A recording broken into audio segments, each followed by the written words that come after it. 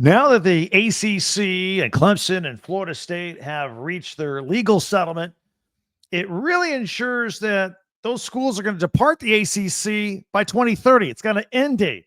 What? That's right. I don't think a lot of people realize that. So that means Big Ten expansion. I'll have to wait till then. I'll explain it all right here on Locked On Big Ten.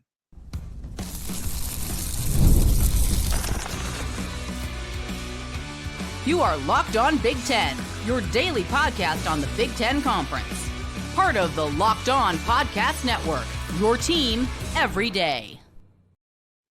Welcome to Locked On Big Ten. I'm Craig Sheeman, 40 years as a sports talk show host and play-by-play announcer, and I want to thank you for making us your first listen each and every day. We are free and available wherever you get your podcasts and on YouTube, part of the Locked On Podcast Network, your team every day. Hit that free subscribe button down below so you never miss an episode while you're watching. In the meantime, the ACC apocalypse, it is here. We have an end date. This is all going to play out here. We'll explain it all. Plus, we've got news on spring football with Michigan and some coaching changes and our power rankings at the end, men's basketball, as the season winds down. Hang on for that. So, the ACC thinks it just calmed everything down, that it just solidified its conference's future with this week's legal settlement with members Florida State and Clemson. They've all been embroiled in lawsuits and counter lawsuits. And all this really did is just delay the inevitable. As we outlined in yesterday's Locked On Big Ten podcast, by the way, if you want to go back for a second, listen, check it out after this one. And we went through all the details of what this settlement means that allows Florida State and Clemson to stay in the ACC for now. Because I think Florida State and possibly many other schools are leaving the ACC and quite possibly for the Big Ten by the year 2030. We now have an end date on it. That's not as far away as you think, by the way. In fact, I'm not the only one that thinks this way. Tomahawk Nation, all right, they cover the Seminoles. They're reporting that Florida State's departure from the ACC is inevitable now. Athlon Sports, their Clemson beat reporter, says this agreement sets the stage for a future Big Ten or SEC move for Clemson. The story went on to say that Clemson now has the ability to leave the ACC at a lower fee, much like Texas and Oklahoma when they left the Big 12 early for the SEC. That's where we're going here. I don't know if a lot of people realize what happened here.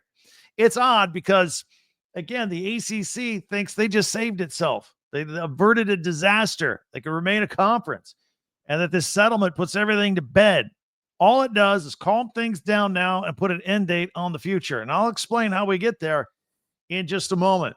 But it's more into a focused view of an end date strategy for these schools now. These schools aren't sitting back going, yay, we're getting paid more money. Everything is fixed. They're not doing that right now. They are saying that financially they have an exit date and their financial path has been cleared. Both schools, of course, threatened to leave the conference because they were getting ripped off from the league's horribly underpaying and outdated TV media rights deal with ESPN, which is paying the conference and the schools pennies on the dollar compared to their peers of the Big Ten and the SEC. It's criminal. To make matters worse, this horrible deal locks everybody until 2036. Now, the Big Ten, which has media deals, which already pays them tens of millions of dollars to each school, more than ACC schools are getting. Their current TV deal ends in 2030. And then the Big Ten will negotiate a new deal that pays them more money, gives them more exposure. And in fact, they may be negotiating yet the next deal by the time these ACC schools get out of the horrible deal that they're in 2036. How much richer is the Big Ten going to be? Not with their next media deal, but the one after that. ACC schools got to get out of here. So, and by the way, the Big 12 deal is also up in 2030, just like the Big Ten. The college football playoff deal with all the networks and all that with ESPN, that's all up in 2031. So 2030, 2031, college football is going to look completely different than it does today.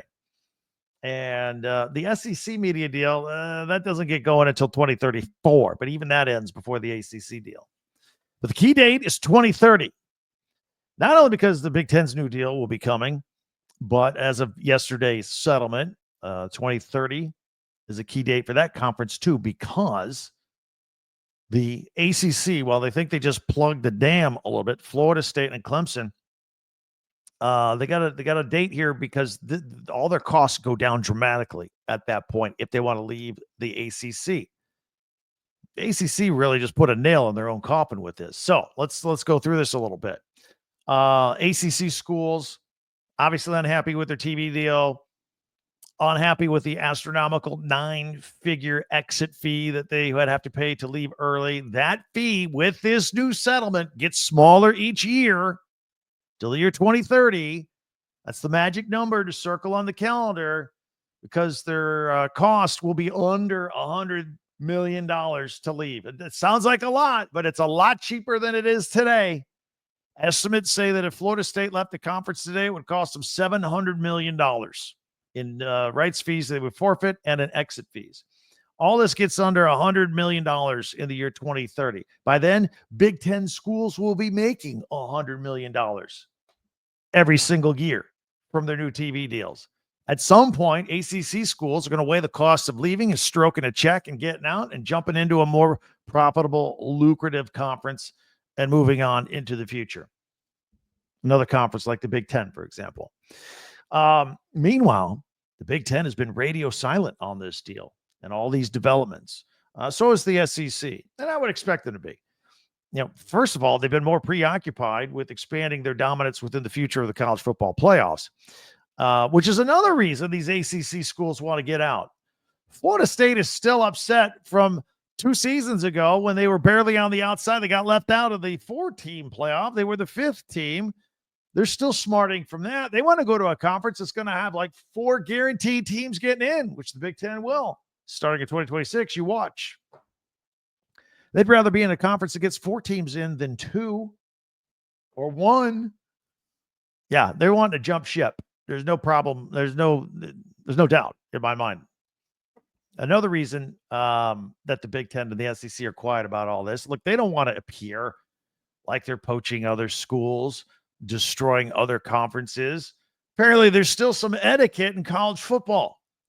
I mean, the Big Ten sat by quietly while the Pac-12 blew up, and only then, offered their 4 schools their landing spot. The 4 most prominent schools in the Pac-12 are now with the Big Ten. Ditto for the SEC and Texas and Oklahoma. They finally decided enough was enough, and they left the Big 12, and the SEC said, come on in. So it used to be that 2030 was a long way off in the future, but it's not. It's already 2025. The championship for this season will be played in 2026. 2027, 2028, you got to start planning for 2030. So we're going to get some noise. That's when it's going to be, 27 and 28, getting ready for the year 2030. And that's when college football is going to be upended like nothing you can imagine. Chaos. And we're here all about it. We'll take your comments as well. Be sure to subscribe so you never miss an episode, and follow Locked On Big Ten for free wherever you get your podcast. That way you get the latest episode of this podcast as soon as it becomes available each and every day. And if you don't mind, share, follow, and like Locked On Big Ten. That'd be great. We got a website, talkbig10.com. Number 10. Go ahead and check that out. All of our podcasts go there in chronological order, and we group them by teams. And we also have links where you can buy your favorite team's merchandise there too. You want to show a little school spirit with shirts and hats from your favorite teams? Right there, talkbig10.com if you want to check that out. All right, lots I want to get to here. Michigan's Sherrone Moore. He has the opposite philosophy of Nebraska and Matt Rule about spring football. He can't wait. Meanwhile, Nebraska has canceled theirs. The Buckeyes and the Hawkeyes make some coaching changes on their football staffs. We'll have our players of the week and our power rankings. We're loaded. Lots coming up in just a minute right here on Locked On Big Ten. Supply House. This is where you get a lot of your supplies for your work and your jobs. You get supplies you need from the site that made skilled trades. Supply House is where you need to be. Whether you're into plumbing, HVAC, electrical work, Supply House is the reliable way to order products online. Their easy-to-use website is packed with helpful resources and the latest product info to help you get the job done right. Plus, with a complimentary inventory of over 200,000 parts from 400 or more top brands, you'll find exactly what you need delivered fast from coast to coast. You need help with an order? Supply House offers expert support and industry-leading service, so you'll always talk to a real person. And for trade pros looking for an extra edge, their free Trade Master program offers exclusive perks like dedicated phone lines, free shipping, and discounts on every single order.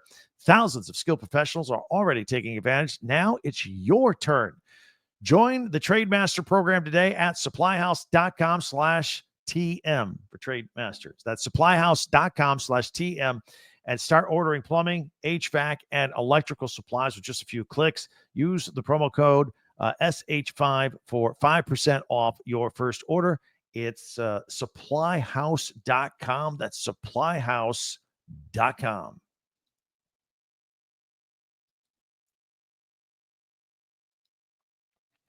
Thanks for making Locked On Big Ten your first listen each and every day. We always appreciate that. Meanwhile, be sure to hit that subscribe button so you never miss an episode, and share and follow and like Locked On Big Ten, your team every day. And don't forget our website, talkbig10.com as well. I saw where Michigan football coach Sherrone Moore, he was talking that he doesn't fear other schools poaching his players in the portal, and he's full steam ahead on the Wolverines spring game, which, by the way, is April 19th at the Big House. His approach is the polar opposite of Matt Rule in Nebraska, who canceled the Huskers spring game for that exact reason. Didn't want his players poached or stolen or tampered with. Sherrone Moore said, look, man, other teams are going to come after your players whether you have a spring game or not, so we might as well have the spring game. Add to your depth chart. Get a look at the second, third, and fourth stringers. Get those kids who are still dedicated to the program, even though they don't get to play on Saturdays, they get to play in front of the home crowd at the Big House. Give them the experience. That's what Sherrone Moore is all about. So he's like, bring it on. Let's go. Spring football, April 19th in Ann Arbor. Buckeyes fans, keep an eye on this name. We got a Texas quarterback commit, Dia Bell, Texas. He's a 5-star. He recently said, I'm committed to going to the Longhorns. This is class of 2026. But Ohio State and Georgia and LSU, they keep knocking on the door, they keep calling, and he keeps taking the phone calls. In this day and age, he even says, look, man, coaches change, players change. So sounds like he's keeping his options open, and that includes the Ohio State Buckeyes. He's from Florida, again, committed verbally to Texas. He was the third-ranked quarterback in the entire country for the class of 2026. We'll keep an eye on that name. Again, Dia Bell is his name. Coaching moves. Speaking of the Buckeyes, they got another coach from UCLA. Not quite like getting Chip Kelly, who stepped down as a head coach to become the offensive coordinator, nothing like that. The former UCLA defensive assistant Tony Washington Jr. is now Ryan Day's assistant defensive line coach. He was a 2-time Rose Bowl champion as a player at Oregon. He played 2 seasons as an undrafted player with the Houston Texans, and he is joining the Ohio State Buckeyes. Also joining the defensive staff under new defensive coordinator Matt Patricia is Miguel Patrick. Interesting story here. Patrick was a defensive quality control coach for the Buckeyes in 2022, then spent the last 2 years at UAB as a defensive line coach over at UAB for Trent Dilfer's staff over there. Now, Dilfer decided not to bring him back, so he's available, which is interesting because in 2 years under him, he had 45 sacks and 98 tackles for loss. But he's available now. Called Ohio State up, coming back. Same quality, defensive quality control job with the Buckeyes, but he's coming back to the staff. And also Kirk Ferentz in Iowa. They are adding Wake Forest offensive coordinator Warren Ruggiero to their staff.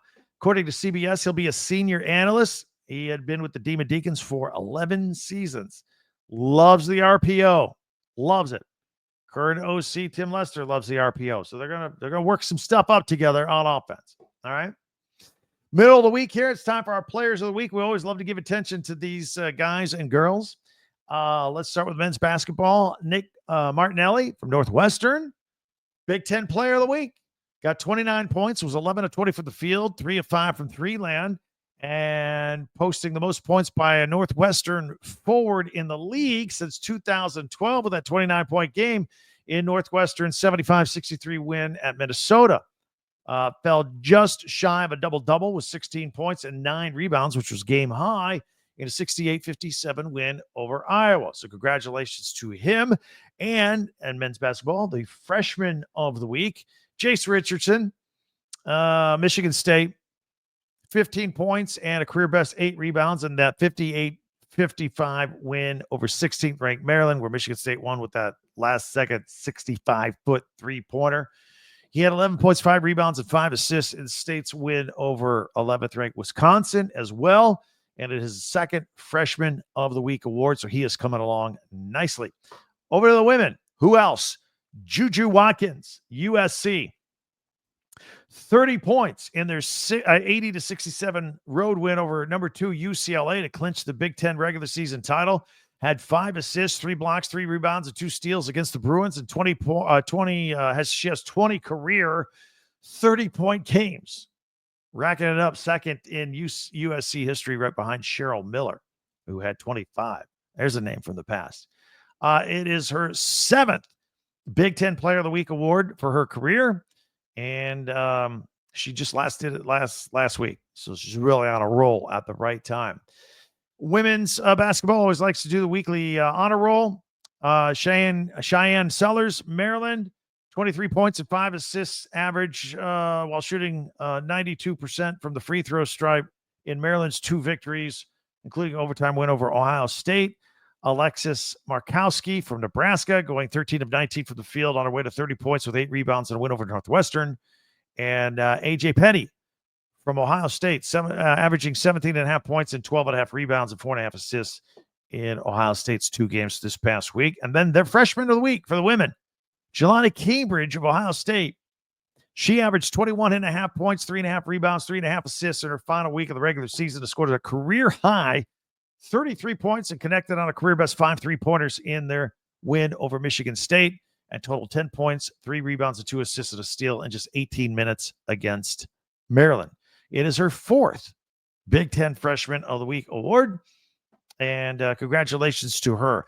We've got some hoops tonight, Wednesday. No women's. They're done with the regular season. Men's basketball tonight, top 20 matchup. We got 13th ranked Maryland with their 22-7 record at number 17 Michigan and their 22-7 record. That is at 6:30 tonight Eastern time on the Big Ten Network, part of a triple header that is followed by 12th ranked Wisconsin at Minnesota. That's at 8:30 p.m. Eastern on the Big Ten Network. And Washington is at USC, 10:30 Eastern, 7:30 Pacific for all the West Coasters watching Washington and USC basketball. That is also on the Big Ten Network. All right. Again, love to hear from you in the comment section. Coming up, we got our men's basketball Big Ten power rankings as we see it, as we're winding down the regular season. Next week, we got the Big Ten tournament. Week after that, the NCAA tournament. How many teams does the Big Ten can get in? Last I heard, 11. It's a good number for Big Ten. Not bad. All right. We have our power rankings. That's coming up next right here. See where your team is on the list on Locked On Big Ten.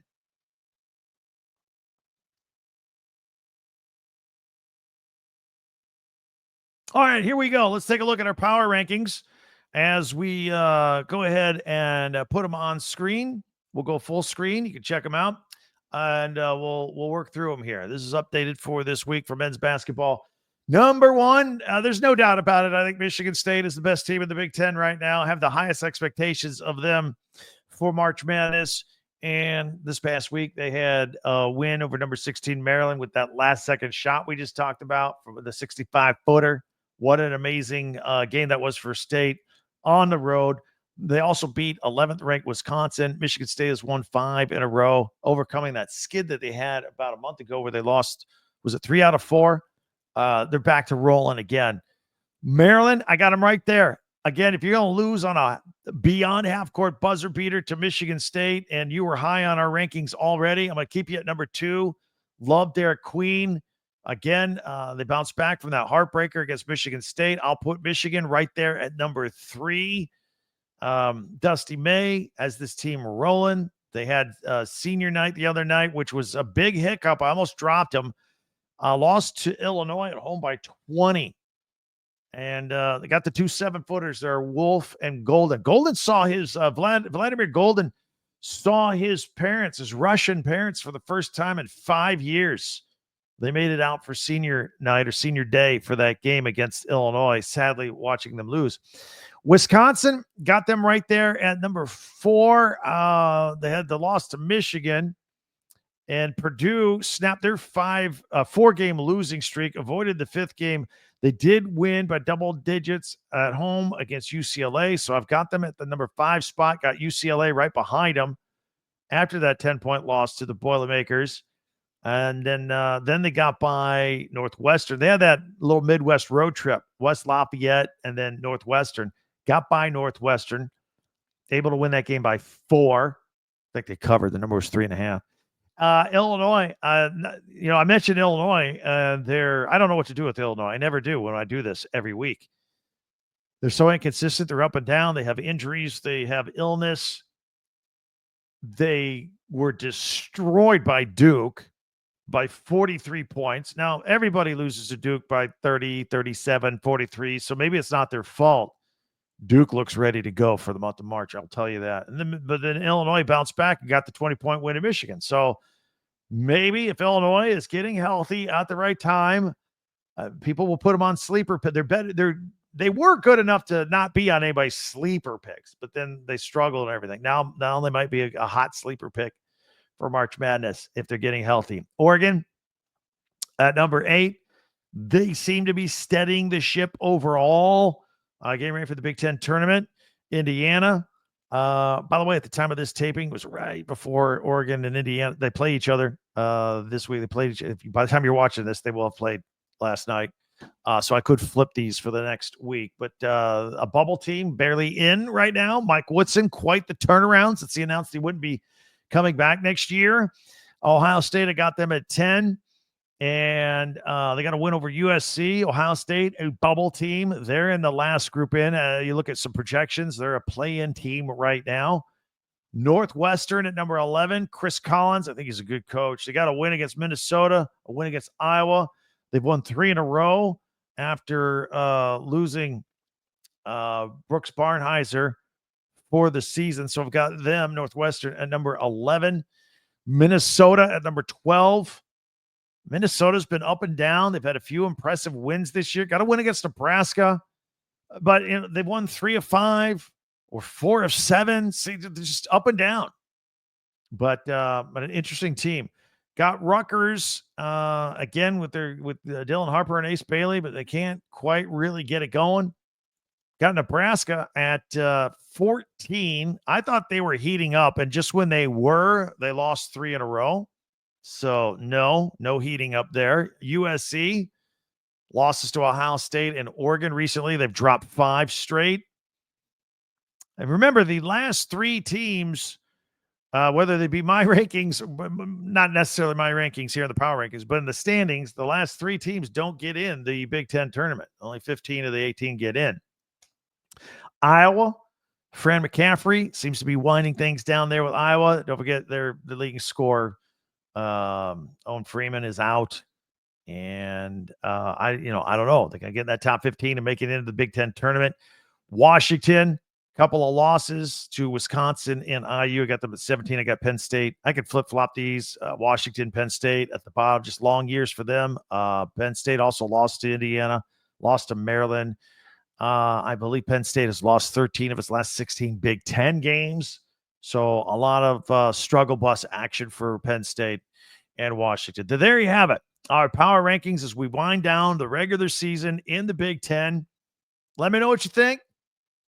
Maybe your team should have been higher, lower, whatever the case may be. Those are our power rankings that we do each and every week. Couple of reminders. Always ways to interact with this podcast. There's Twitter or X at Talk Big Ten number 10. You see all the information on the bottom if you're on video. It's also where our website is, talkbig10.com, where our podcasts are, and you can get merchandise for your favorite school. Whatever you do, hit that subscribe button down below so you never miss an episode of Locked On Big Ten.